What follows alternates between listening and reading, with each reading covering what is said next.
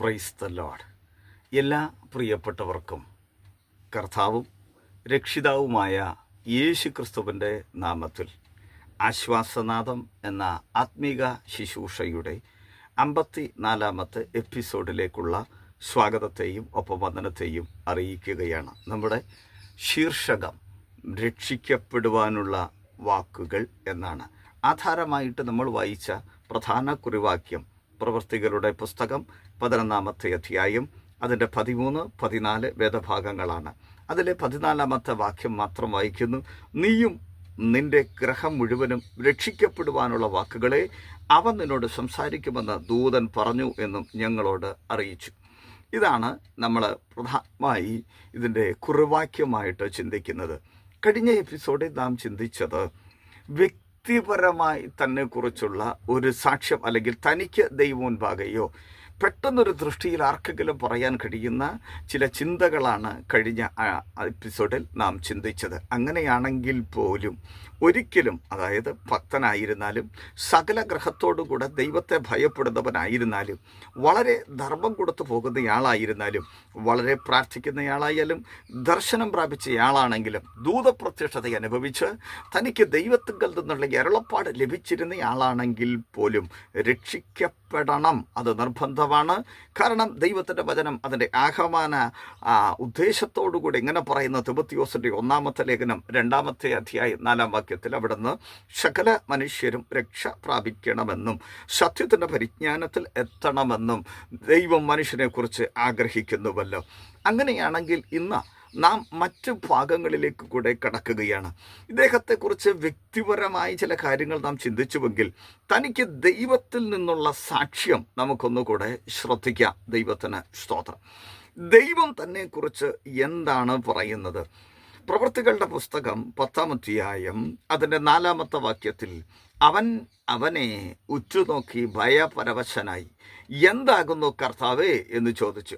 അവനോട്, നിന്റെ പ്രാർത്ഥനയും ധർമ്മവും ദൈവത്തിൻ്റെ മുൻപാകെ എത്തിയിരിക്കുന്നു എന്ന് പറഞ്ഞാൽ അവിടെ എന്താണ് അർത്ഥമാക്കുന്നത്? ദൈവത്തിന് സ്തോത്രം.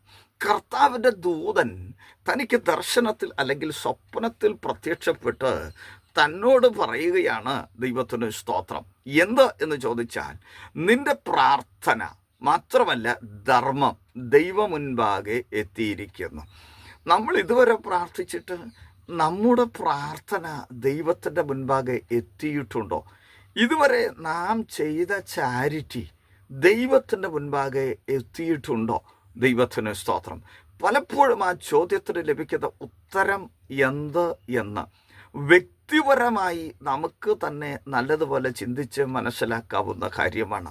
എന്നാൽ രക്ഷിക്കപ്പെടാതിരുന്ന ഭക്തനായിരുന്ന ഈ മനുഷ്യനെ സംബന്ധിച്ചിടത്തോളം ഇദ്ദേഹത്തിൻ്റെ പ്രാർത്ഥന തിരുസന്നിധിയിൽ എത്തി എന്ന് ദൈവം തൻ്റെ ദൂതനെ അയച്ചിട്ട് തന്നോട് പറയുന്ന കാര്യമാണ് നമ്മളിവിടെ കേട്ടത്. ദൈവത്തിന് സ്തോത്രം. അങ്ങനെയാണെങ്കിൽ പ്രാർത്ഥിക്കുന്ന വ്യക്തിയെ സംബന്ധിച്ചിടത്തോളം തൻ്റെ ജീവിതത്തിൽ ഉണ്ടായിരിക്കേണ്ടുന്ന അവസ്ഥാവിശേഷങ്ങൾ കൃത്യം തൻ്റെ ജീവിതം കൊണ്ട് പരിപാലിച്ചതിനാലാണ് തൻ്റെ പ്രാർത്ഥന ദൈവം മുൻപാകെ എത്തിയിരിക്കുന്നത് എന്ന് നമുക്ക് ബോധ്യപ്പെട്ടു എന്ന് ഞാൻ ചിന്തിക്കുന്നു. രണ്ടാമത്തെ പ്രത്യേകത, വളരെ ധർമ്മം കൊടുത്തു പോന്നിരുന്ന തൻ്റെ ധർമ്മത്തെക്കുറിച്ചുള്ള അനുഭവങ്ങളും ദൈവത്തിൻ്റെ മുൻപാകെ എത്തി. ദൈവത്തിന് സ്തോത്രം. അപ്പോൾ പ്രിയമുള്ളവരെ, വാസ്തവത്തിൽ നിങ്ങളൊന്ന് ശ്രദ്ധിച്ചു നോക്കണേ. ഇവിടെ ഈ ഭാഗം പരിശോധിക്കുമ്പോൾ ദൈവം മുമ്പാകെ അംഗീകരിക്കപ്പെട്ട ഒരു വ്യക്തിയായിരുന്നു കൊർന്നല്യോസ്. സ്തോത്രം. 1-ാം ഭാഗത്തെ ആദ്യത്തെ ഭാഗത്ത് കഴിഞ്ഞ എപ്പിസോഡിൽ നാം കണ്ടത് തന്നെക്കുറിച്ചുള്ള സാക്ഷ്യമാണ്. 2-ാം ഭാഗത്ത് നാം വായിക്കുന്നത് ദൈവത്തിന് തന്നെക്കുറിച്ചുള്ള സാക്ഷ്യമാണ്. തീർന്നില്ല. ഇനി മറ്റു ചില ഭാഗങ്ങൾ കൂടെ പരിശോധിക്കുവാനായിട്ട് ഞാൻ താല്പര്യപ്പെടുകയാണ്. നാട്ടുകാർക്ക് തന്നെക്കുറിച്ച് എന്തെങ്കിലും പറയാനുണ്ടോ? സ്തോത്രം. ആമേൻ. പ്രിയമുള്ളവരെ, നമ്മുടെ അയൽവക്കക്കാർ നമ്മെക്കുറിച്ച് എന്ത് സാക്ഷ്യമാണ് പറയുന്നത്?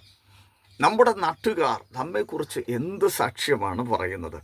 പ്രവൃത്തികളുടെ പുസ്തകം തന്നെ 10-ാമത്തെ അധ്യായം അതിൻ്റെ 22-ാമത്തെ വാക്യം വായിക്കുമ്പോൾ അവിടെ രേഖപ്പെടുത്തിയിരിക്കുന്നു, അതിന് അവർ നീതിമാനും ദൈവഭക്തനും യഹൂദന്മാരുടെ സകല ജാതിയാലും നല്ല സാക്ഷ്യം കൊണ്ടവനുമായ കൊർന്നല്യോസ് എന്ന ശതാധിപന്.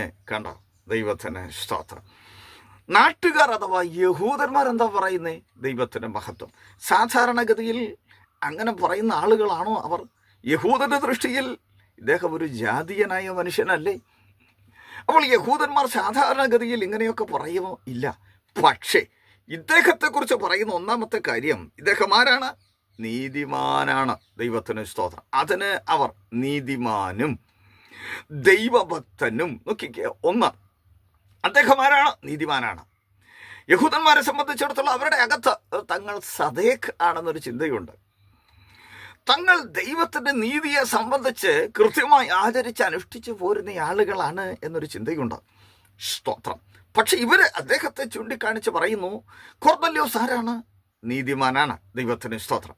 രണ്ട്, അവര് തന്നെ പറയുന്നു ഇദ്ദേഹം ആരാണ്? ദൈവഭക്തനാണ്. സ്തോത്രം. മൂന്നാമത് അദ്ദേഹം പറയുന്നു സകല ജാതിയാലും നല്ല സാക്ഷ്യം കൊണ്ടവനാണ്. സ്തോത്രം. നോക്കിക്കേ, ഒന്നുകൂടെ ഞാനത് പറയാം. ഒന്ന്, അദ്ദേഹം നീതിമാനാണ്. രണ്ട്, അദ്ദേഹം ദൈവഭക്തനാണ്. മൂന്ന്, യഹൂദന്മാരുടെ സകല ജാതിയാലും നല്ല സാക്ഷ്യം കൊണ്ടവനാണ്. സ്തോത്രം. അദ്ദേഹത്തിൻ്റെ പേര് കൊർന്നല്യോസ് എന്നാണ്. അപ്പം ലോകത്തിൽ നിന്നൊരു സാക്ഷ്യം തനിക്ക് കിടപ്പുണ്ട്. ഒന്ന്, തന്നെക്കുറിച്ച് പറയാനുള്ള സാക്ഷ്യമാണ്. രണ്ട്, ദൈവത്തിന് തന്നെക്കുറിച്ച് പറയുന്ന സാക്ഷ്യമാണ്. മൂന്ന്, യഹൂദന്മാർ തന്നെക്കുറിച്ച് പറയുന്ന സാക്ഷ്യമാണ്. പക്ഷേ ഇത്തരത്തിലുള്ള സകല സാക്ഷ്യങ്ങൾ ഉണ്ടായിരുന്നാലും ദൈവത്തിൻ്റെ വചനം പറയുന്നൊരു കാര്യമുണ്ട്, നിങ്ങൾ രക്ഷിക്കപ്പെട്ടേ തീരൂ. ദൈവത്തിന് സ്തോത്രം. അപ്പം നമ്മൾ ചിന്തിക്കുന്നു, ഇത്രയൊക്കെ ഉണ്ടായിട്ടും അവൻ സ്വർഗത്തിൽ പോകേണ്ടതല്ലേ? ദൈവരാജ്യം കാണേണ്ടതല്ലേ? ദൈവരാജ്യത്തിൽ കടക്കേണ്ടതല്ലേ? ദൈവരാജ്യം അവകാശമാക്കേണ്ടതല്ലേ? പക്ഷെ വചനം പറയുന്നത് ഇല്ല, വീണ്ടും ജനിച്ചില്ല എങ്കിൽ ദൈവരാജ്യം കാണാൻ ആർക്കും കഴിയില്ല. വീണ്ടും ജനിച്ചില്ല എങ്കിൽ ദൈവരാജ്യത്തിൽ കടക്കാൻ ആർക്കും കഴിയുകയില്ല. ദൈവത്തിന് സ്തോത്രം. അപ്പം രക്ഷിക്കപ്പെട്ടേ തീരൂ. ഇന്ന് ഈ സന്ദേശം കേൾക്കുന്ന നിങ്ങളിൽ ആരെങ്കിലും യേശുക്രിസ്തുവിനെ കർത്താവ് രക്ഷിതാവായി സ്വീകരിച്ചിട്ടില്ലെങ്കിൽ ദൈവത്തിൻ്റെ വചനം പറയുന്നു, താങ്കൾ രക്ഷിക്കപ്പെട്ടേ തീരൂ. ദൈവത്തിന് സ്തോത്രം. സകല മനുഷ്യരും രക്ഷിക്കപ്പെടണമെന്നാണ് ദൈവത്തിന് മനുഷ്യരെ കുറിച്ചുള്ള ആഗ്രഹം. അതിലേക്ക് കടപ്പാൻ സർവകൃപാലുവായ ദൈവം ശ്രോതാക്കളെ സഹായിക്കട്ടെ. ഇനി ശ്രദ്ധിക്കുക, നമ്മുടെ പ്രധാന വിഷയത്തിലേക്ക് നമ്മൾ കടക്കുകയാണ്. രക്ഷിക്കപ്പെടുവാനുള്ള വാക്കുകൾ അവിടെ എഴുതിയിരിക്കുന്നത് അങ്ങനല്ലേ? അവിടെ എഴുതിയിരിക്കുന്നത് രക്ഷിക്കപ്പെടുവാനുള്ള വാക്കുകളെ പറഞ്ഞു കൊടുത്തു എന്നാണ്. രക്ഷിക്കപ്പെടുവാനുള്ള വാക്കുകൾ അത് നമ്മൾ നേരത്തെ വായിച്ചു, 11-ാം അധ്യായം അതിൻ്റെ 14-ാമത്തെ വാക്യം.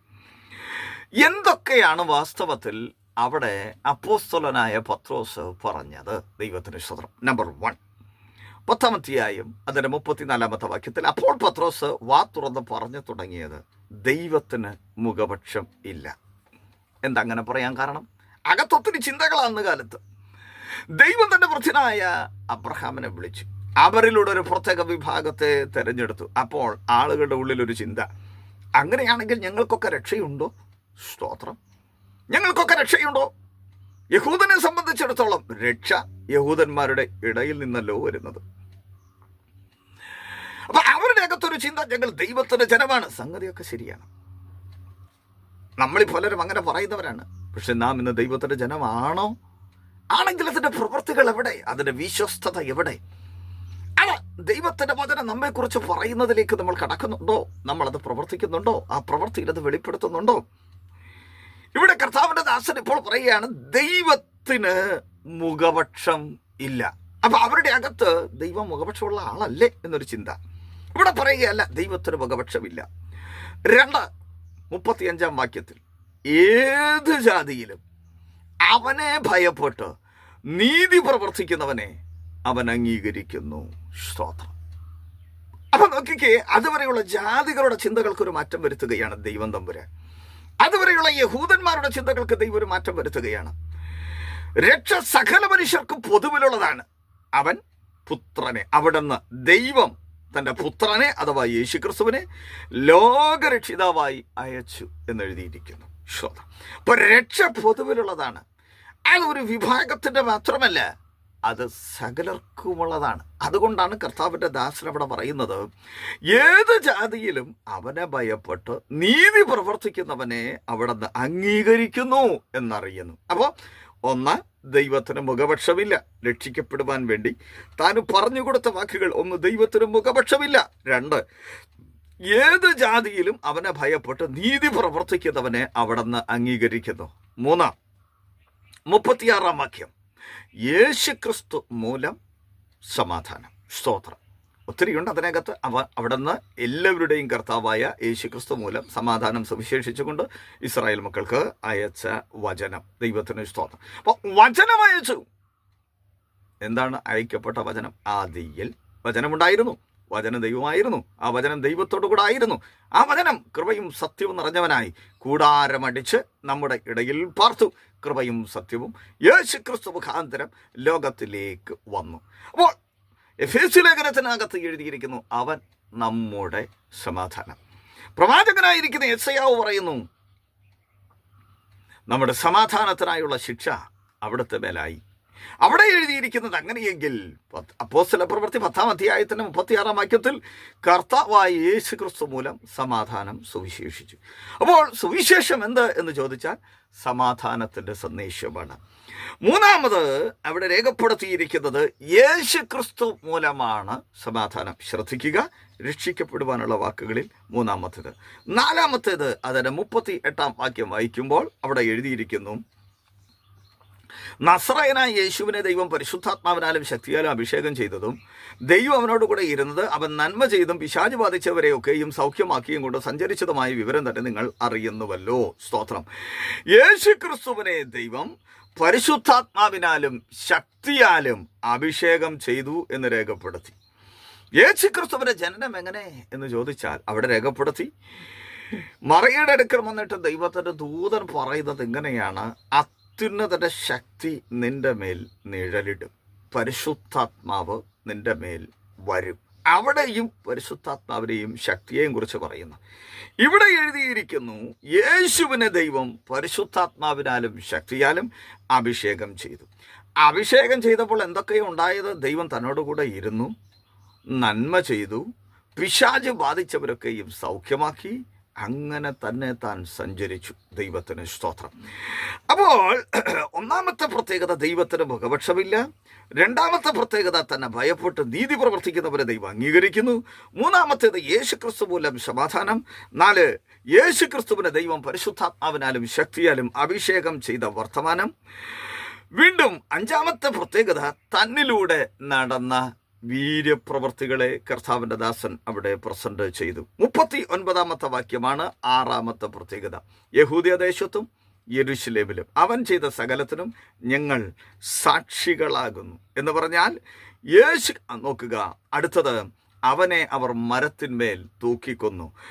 6-ാമത്തെ പ്രത്യേകത, രക്ഷിക്കപ്പെടുവാനുള്ള വാക്കുകളിലെ 6-ാമത്തേത് എന്തെന്ന് ചോദിച്ചാൽ യേശുവിൻ്റെ മരണത്തെ താൻ അവിടെ പ്രസ്താവിച്ചു. 7-ാമത്തെ പ്രത്യേകതയാണ് അതിൻ്റെ 40-ാം വാക്യത്തിൽ, ദൈവം യേശുവിനെ 3-ാം നാൾ ഉയർത്തെഴുന്നേൽപ്പിച്ചു. യേശു ക്രിസ്തുവിൻ്റെ പുനരുത്ഥാനത്തെക്കുറിച്ച് അവിടെ പ്രഖ്യാപിച്ചു. 7-ാമത്തെ പ്രത്യേകത ഉയർത്തെഴുന്നേൽപ്പാണെങ്കിൽ 8-ാമത്തെ പ്രത്യേകതയാണ് അതിൻ്റെ 41-ാമത്തെ വാക്യം. സകല ജനത്തിനുമല്ല ദൈവം മുമ്പ് കൂട്ടി നിയമിച്ച സാക്ഷികളായി അവനെ മരിച്ചവരിൽ നിന്ന് ഉയർത്തെഴുന്നേറ്റ ശേഷം അവനോടുകൂടെ തിന്നു കുടിച്ചവരായ ഞങ്ങൾക്ക് തന്നെ പ്രത്യക്ഷനാക്കി തന്നു. അങ്ങനെയാണെങ്കിൽ താൻ ജീവിച്ചിരിക്കുന്നു എന്ന് ദൈവം തമ്പുരാൻ തൻ്റെ പുത്രനെ ദൃഷ്ടാന്തങ്ങളിലൂടെ അനേകർക്ക് മനസ്സിലാക്കി കൊടുത്തു. 9-ാമത്തെ പ്രത്യേകത 42-ാമത്തെ വാക്യമാണ്. യേശുക്രിസ്തു ആര്? താൻ ന്യായാധിപതിയാണ്. ജീവികൾക്കും മരിച്ചവർക്കും ന്യായാധിപതിയായി ദൈവത്താൽ നിയമിക്കപ്പെട്ടവൻ അവൻ തന്നെ എന്ന് ജനത്തോട് പ്രസംഗിച്ച് സാക്ഷീകരിപ്പാൻ അവിടുന്ന് ഞങ്ങളോട് കൽപ്പിച്ചിരിക്കുന്നു. 10-ാമത്തെ പ്രത്യേകതയാണ് അതിന് 43-ാമത്തെ വാക്യത്തിൽ എഴുതിയിരിക്കുന്നത്, ക്രിസ്തുവിൽ വിശ്വസിക്കുന്ന ഏവനും യേശു ക്രിസ്തുവിന്റെ നാമം മൂലം പാപമോചനം ലഭിക്കുമെന്ന് സകല പ്രവാചകന്മാരും പറയുന്നു. ദൈവത്തിന് സ്തോത്രം. അങ്ങനെയാണെങ്കിൽ ഈ 10 10 കൂട്ടം കാര്യങ്ങളാണ് രക്ഷിക്കപ്പെടുവാനുള്ള ഭാഗം എന്ന് നമുക്ക് മനസ്സിലാക്കാൻ കഴിയുന്നു. അവിടെ പറഞ്ഞു കൊടുത്ത കാര്യങ്ങൾ അതാണ് എന്ന് കൃത്യമായി നമുക്ക് മനസ്സിലാക്കാൻ കഴിയും. ഈ വാക്കുകളെ പത്രോസ് പ്രസ്താവിച്ചപ്പോൾ എന്താണ് സംഭവിച്ചത്? അവിടെ മറ്റൊരു കാര്യത്തെക്കുറിച്ച് താൻ വിശദീകരിച്ചില്ല. താൻ പോയ ശുശ്രൂഷകളുടെ ഇടയിൽ നടന്ന അത്ഭുതങ്ങളും അടയാളങ്ങളും ഒന്നും പത്രോസ് പറഞ്ഞില്ല. അവിടെ നടന്നതും ഇവിടെ നടന്നതും ഒന്നും പറഞ്ഞില്ല.